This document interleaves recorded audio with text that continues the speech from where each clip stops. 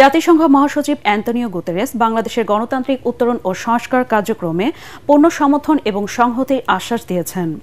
সোমবার নিউ ইয়র্কে জাতিসংঘ সদর দপ্তরের প্রধান উপদেষ্টা প্রফেসর মোহাম্মদ ইউনুসের সঙ্গে বৈঠকে তিনি এই প্রতিশ্রুতি দেন।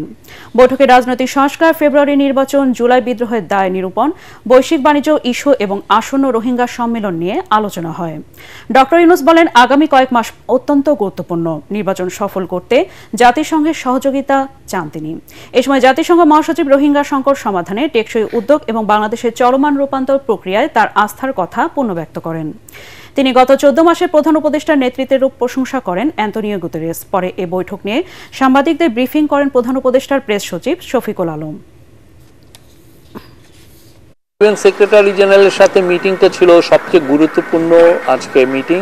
আজকের কনটেক্সটে ইউএন সেক্রেটারি জেনারেল উনি জানিয়েছেন যে ওনার সাথে ইলেকশন নিয়ে কথা হয়, রোহিঙ্গা ক্রাইসিস নিয়ে কথা হয়, গ্লোবাল যে ট্রেডের কিছু ট্যারিফের যে প্রোটেকশনিজম সেগুলো নিয়ে কথা হয়।